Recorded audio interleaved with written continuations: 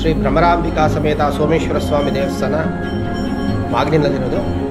ಈ ದೇವಸ್ಥಾನ ಬಂದು 1512ರಲ್ಲಿ ದೇವಸ್ಥಾನ ಕಟ್ಟಿದ್ದಾರೆ. ಈ ದೇವಸ್ಥಾನ ಈ ವರ್ಷಕ್ಕೆ ಕಟ್ಟಿ 512 ವರ್ಷ ಆಗುತ್ತೆ. ಮುಮ್ಮಡಿ ಕೆಂಪೇಗೌಡರು ಕಟ್ಟಿಸಿರೋ ದೇವಸ್ಥಾನ.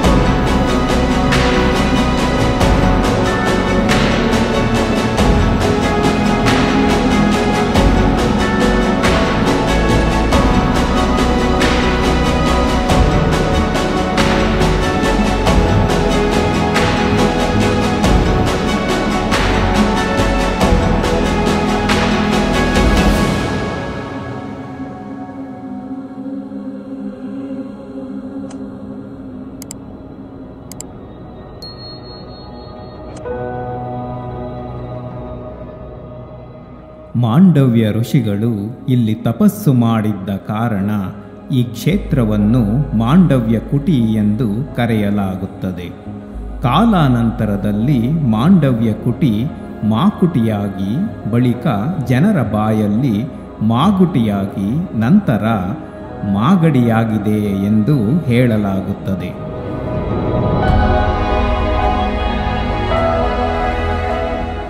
ದಕ್ಷಿಣ ಕರ್ನಾಟಕದ ಮಹತ್ವದ ಸ್ಥಳವಾಗಿ ಚರಿತ್ರೆ ಮತ್ತು ಸಾಂಸ್ಕೃತಿಕ ಹಿರಿಮೆಗೆ ಹೆಸರಾದ ಮಾಗಡಿ ಭವ್ಯ ಪರಂಪರೆಯಿಂದ ಮೆರೆದಿರುವ ಪಟ್ಟಣ. ಇದಕ್ಕೊಂದು ಸುಂದರ ರೂಪ ನೀಡುವಲ್ಲಿ ಹಲವು ರಾಜಮನೆತನಗಳು ಶ್ರಮಿಸಿವೆ. ಅವರಲ್ಲಿ ಶ್ರೀ ಕೆಂಪೇಗೌಡರು ಮತ್ತವರ ವಂಶಜರು ಪ್ರಮುಖರು.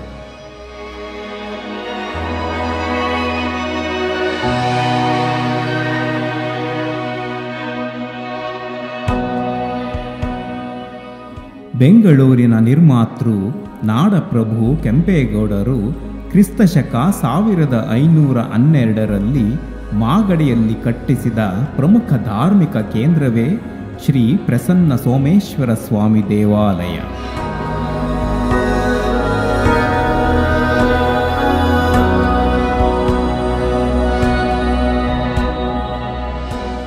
ಪ್ರವೇಶ ದ್ವಾರದ ಕಲ್ಲಿನ ಕಂಬಗಳಲ್ಲಿ ಸುಂದರವಾದ ಕೆತ್ತನೆಗಳಿವೆ.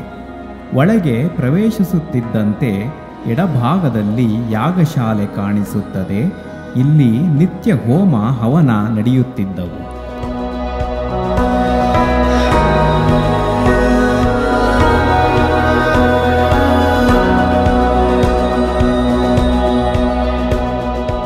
ಶ್ರೀ ಗುರುಭ್ಯೋ ನಮಃ. ಹರಿ ಓಂ.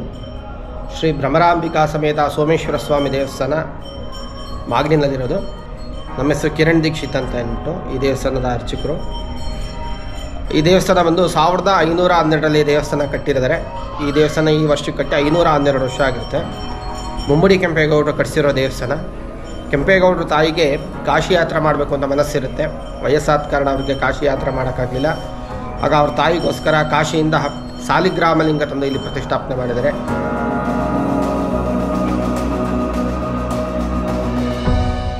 ದೇವಸ್ಥಾನದಲ್ಲಿ ಲಭ್ಯವಿರುವ ಮಾಹಿತಿಯ ಪ್ರಕಾರ ಶ್ರೀ ಸೋಮೇಶ್ವರ ಸ್ವಾಮಿ ದೇವಾಲಯವನ್ನು ಕ್ರಿಸ್ತಶಕ 1512ರ ಶ್ರೀ ವಿಜಯನಾಮ ಸಂವತ್ಸರದ ಮಾಘ ಮಾಸದ ಶುದ್ಧ ರಥಸಪ್ತಮಿಯಂದು ಶ್ರೀ ಕೆಂಪೇಗೌಡರು ನಿರ್ಮಾಣ ಮಾಡಿದ್ದಾರೆ ಎಂದು ತಿಳಿದುಬರುತ್ತದೆ.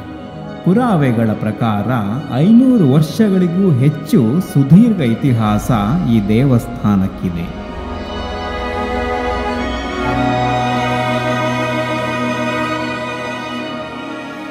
ಶ್ರೀ ಕೆಂಪೇಗೌಡರ ತಾಯಿಗೆ ಕಾಶಿ ಯಾತ್ರೆ ಮಾಡಬೇಕೆಂಬ ಬಯಕೆ ಇರುತ್ತದೆ. ಆದರೆ ವಯಸ್ಸಾದ ಕಾರಣ ಅವರಿಗೆ ಕಾಶಿ ಯಾತ್ರೆ ಮಾಡಲು ಸಾಧ್ಯವಾಗುವುದಿಲ್ಲ. ಆಗ ಶ್ರೀ ಕೆಂಪೇಗೌಡರು ಕಾಶಿಯಿಂದ ಸಾಲಿಗ್ರಾಮ ಶಿವಲಿಂಗವನ್ನು ತಂದು ಮೃತ್ಯುಂಜಯ ಚಕ್ರ ಸ್ಥಾಪನೆಯಾಗಿರುವ ಪೀಠದಲ್ಲಿ ಶ್ರೀ ಸೋಮೇಶ್ವರ ಸ್ವಾಮಿಯನ್ನು ಪ್ರತಿಷ್ಠಾಪನೆ ಮಾಡಿಸಿದರು ಎಂಬ ಉಲ್ಲೇಖವಿದೆ.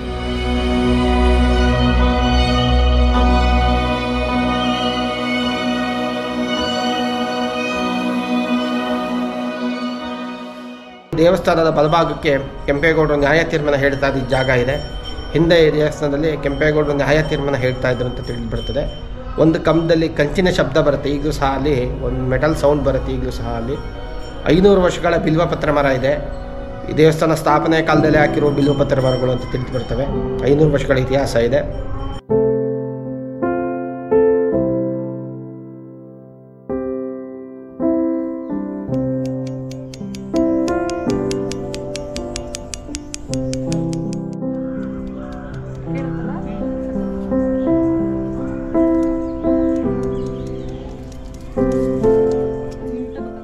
ಹನ್ನೊಂದನೇ ಶತಮಾನದಲ್ಲೇ ಮಾಗಡಿ ಪ್ರಮುಖ ಜನವಸತಿ ಪ್ರದೇಶವಾಗಿ ರೂಪುಗೊಂಡ ಪಟ್ಟಣ. ಬೆಟ್ಟ ಗುಡ್ಡ ಕಾನನ ಪ್ರದೇಶಗಳಿಂದ ಕೂಡಿದ ಈ ರಮ್ಯ ತಾಣ ಅಭಿವೃದ್ಧಿ ಹೊಂದಿದ್ದು ನಾಡಪ್ರಭು ಕೆಂಪೇಗೌಡರ ಕಾಲದಲ್ಲಿ. ಕೋಟೆ ಕೊತ್ತಲಗಳನ್ನು ಒಳಗೊಂಡ ಮಾಗಡಿ ಪಟ್ಟಣ 16ನೇ ಶತಮಾನದ ಆದಿಯಲ್ಲಿ ಶ್ರೀ ಕೆಂಪೇಗೌಡರ ಆಡಳಿತದ ಕೇಂದ್ರವಾಗಿತ್ತು. ಸಾಮಾನ್ಯವಾಗಿ ದೇವಾಲಯಗಳು ಧಾರ್ಮಿಕ ಕೇಂದ್ರಗಳಾಗಿರುತ್ತವೆ. ಆದರೆ ಮಾಗಡಿಯ ಶ್ರೀ ಸೋಮೇಶ್ವರ ದೇವಸ್ಥಾನ ಧಾರ್ಮಿಕ ಹಾಗೂ ಆಡಳಿತದ ಕೇಂದ್ರವಾಗಿ ಮೆರೆದಿತ್ತು. ಇದಕ್ಕೆ ಸಾಕ್ಷಿಯಾಗಿ ಇಂದಿಗೂ ಇಲ್ಲಿ ಶ್ರೀ ಕೆಂಪೇಗೌಡರು ದರ್ಬಾರು ನಡೆಸುತ್ತಿದ್ದ ಕೆಂಪೇಗೌಡ ಹಜಾರ, ನ್ಯಾಯ ತೀರ್ಮಾನ ಮಾಡುತ್ತಿದ್ದ ಮಂಟಪಗಳು ಇವೆ.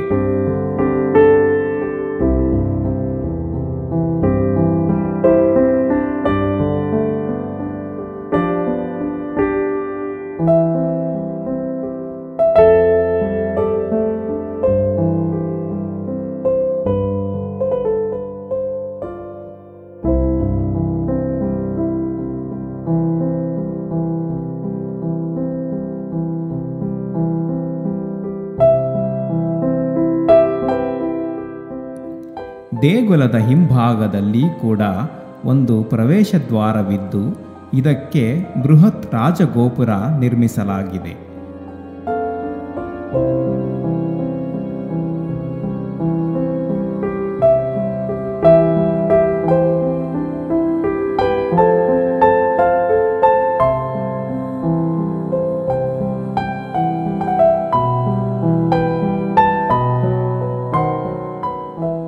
ವಿಶಾಲವಾದ ಪ್ರದೇಶದಲ್ಲಿ ನಿರ್ಮಾಣಗೊಂಡಿರುವ ಈ ದೇವಾಲಯವು ಆಕರ್ಷಣೀಯ ಕಂಬಗಳು, ಗೋಪುರಗಳನ್ನು ಒಳಗೊಂಡಿದೆ. ಸ್ತಂಭಗಳ ಮೇಲೆ ಸಿಂಹಗಳು, ಸೈನಿಕರು ಮತ್ತು ನೃತ್ಯಗಾರ್ತಿಯರ ಶಿಲ್ಪಕಲೆಗಳ ಮೂಲಕ ಪ್ರವಾಸಿಗರನ್ನು ತನ್ನತ್ತ ಆಕರ್ಷಿಸುತ್ತದೆ.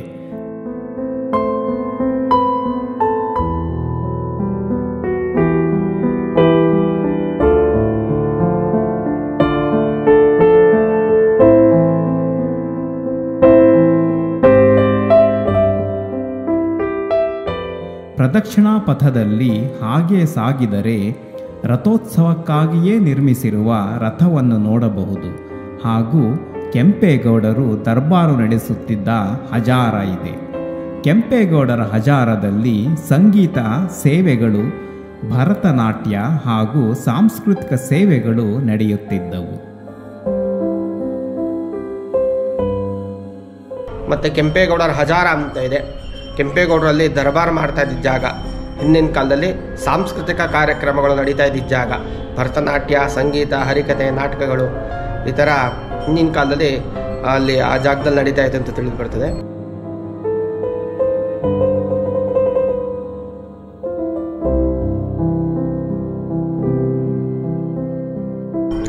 ಸ್ವಾಮಿ ದೇವಸ್ಥಾನದ ಎಡಭಾಗಕ್ಕೆ ಭ್ರಮರಾಂಬಿಕಾ ಅಮ್ಮನವ್ರ ದೇವಸ್ಥಾನ ಇದೆ.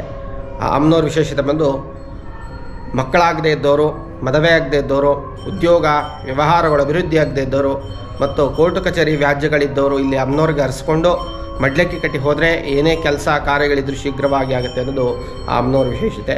ಅಮ್ಮನವ್ರ ಪಾದದಲ್ಲೂ ಶ್ರೀಚಕ್ರ ಇರೋದು ಇನ್ನೊಂದು ವಿಶೇಷ ಅಲ್ಲಿ.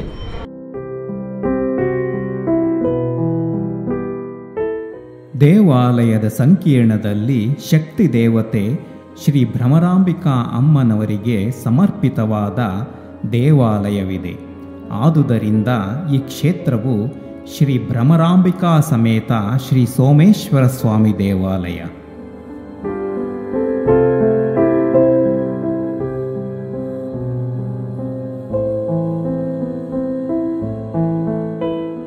ದೇಗುಲವನ್ನೊಮ್ಮೆ ಪ್ರದಕ್ಷಿಣೆ ಹಾಕಿ ಪ್ರಧಾನ ದೇವಾಲಯ ಪ್ರವೇಶಿಸಿದರೆ ಗರ್ಭಗೃಹದ ಮುಂದಿನ ಹಜಾರದಲ್ಲಿ ಸುಂದರವಾದ ನಂದಿ ವಿಗ್ರಹ ನಂದಿ ಮಂಟಪದಲ್ಲಿರುವುದು ಗಮನ ಸೆಳೆಯುತ್ತದೆ. ಇಲ್ಲಿನ ಯಜ್ಞಕುಂಡವು ವೃತ್ತಾಕಾರದಲ್ಲಿದೆ.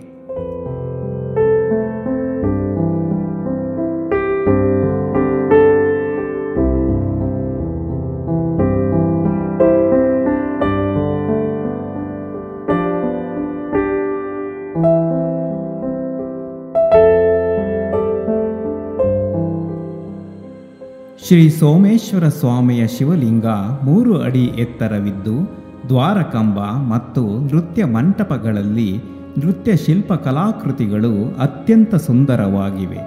ಹೊಯ್ಸಳ ಶೈಲಿಯಲ್ಲಿ ದೇವಾಲಯ ನಿರ್ಮಾಣವಾಗಿದ್ದು ಅತ್ಯದ್ಭುತ ಶಿಲ್ಪಕಲಾ ವೈಭವದಿಂದ ಕೂಡಿದೆ.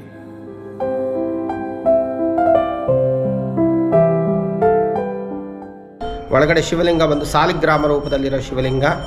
ಪೀಠದಲ್ಲಿ ಮೃತ್ಯುಂಜಯ ಚಕ್ರ ಸ್ಥಾಪನೆ ಆಗಿದೆ. ಇಲ್ಲಿ ರುದ್ರಾಭಿಷೇಕ ಆಗಿ ತೀರ್ಥ ಪ್ರೋಕ್ಷಣೆ ಆದರೆ ತೀರ್ಥ ಪ್ರಸಾದಗಳು ತೊಗೊಂಡ್ರೆ ಅಕಾಲ ಮೃತ್ಯು, ಅಪಮೃತ್ಯು, ಕಾಳಸರ್ಪ ದೋಷಗಳು ನಿವಾರಣೆ ಆಗುತ್ತೆ ಅನ್ನೋದು ಹಿಂದಿನ ಕಾಲದಿಂದ ಬಂದಿರೋ ಇಲ್ಲಿ ದೇವರ ಪ್ರತೀತಿ ಆಗ್ತಿದೆ. ಇಲ್ಲಿ ಮಾಘಶುದ್ಧ ರಥಸಪ್ತಮಿ ದಿನ ಬ್ರಹ್ಮರಥೋತ್ಸವ ನಡೆಯುತ್ತೆ. ಕಾರ್ತಿಕ ಮಾಸ 1 ತಿಂಗಳು ಸತತವಾಗಿ ದೀಪಾರಾಧನೆಗಳು ನಡೆಯುತ್ತೆ. ಅಮಾವಾಸ್ಯೆ ದಿನ ಲಕ್ಷದೀಪೋತ್ಸವ ನಡೆಯುತ್ತೆ. ಶಿವರಾತ್ರಿ ದಿನ ಮಹಾನ್ಯಾಸಪೂರ್ವಕ ಶತರುದ್ರಾಭಿಷೇಕ, ಮಹಾಮೃತ್ಯುಂಜಯ ಹೋಮಗಳು ನಡೆಯುತ್ತೆ. ಹಬ್ಬ ಹರಿದಿನಗಳಲ್ಲಿ ವಿಶೇಷ ಪೂಜೆಗಳು ಇದ್ದೇ ಇರುತ್ತೆ. ಇಲ್ಲಿ ಮೃತ್ಯುಕಂಟಕ ಭಯ ಇರೋರು, ಆಯುಸ್ಸು ಕಂಟಕ ಭಯ ಇರೋರು ಏನು ಮಾಡ್ತಾರೆ, ಇಲ್ಲಿ ಸ್ವಾಮಿಗೆ ರುದ್ರಾಭಿಷೇಕ ಮಾಡಿಸ್ತಾರೆ. ಮೃತ್ಯುಂಜಯ ಹೋಮ, ಆಯುಷ್ ಹೋಮಗಳು ಮಾಡಿಸಿ ಅವರ ಕಷ್ಟನ ನಿವಾರಣೆ ಮಾಡ್ಕೊತಾರೆ.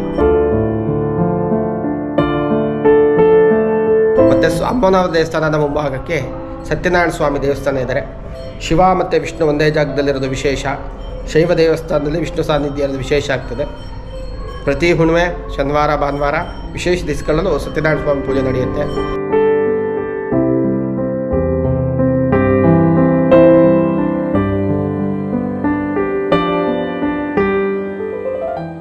ಇದೇ ದೇವಾಲಯದ ಪ್ರಾಂಗಣದಲ್ಲಿ ಶ್ರೀ ಸತ್ಯನಾರಾಯಣ ಸ್ವಾಮಿ ದೇವಾಲಯವಿರುವುದು ತುಂಬ ವಿಶೇಷ.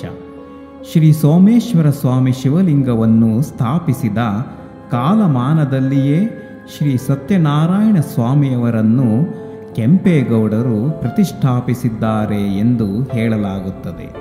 ಆದುದರಿಂದ ಇದು ಹರಿಹರೇಶ್ವರ ದೇವಾಲಯ.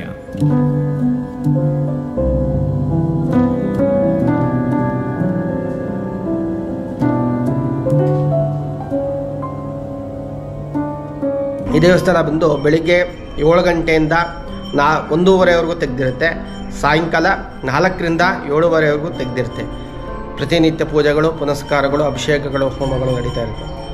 ನೀವು ಬಂದು ಪೂಜೆ ಪುನಸ್ಕಾರ ಮಾಡಿಸೋರು ನಮ್ಮನ್ನು ನಂಬರ್ಗೆ ನಾವು ಇದು ಮಾಡ್ತೀವಿ, ಅವ್ರನ್ನ ಕಾಂಟ್ಯಾಕ್ಟ್ ಮಾಡ್ಬೋದು. ನಮ್ಮ ನಂಬರ್ ಬಂದು 9844999643. ಕಿರಣ್ ದೀಕ್ಷಿತ್ ಅಂತ ನಮ್ಮ ಹೆಸರು.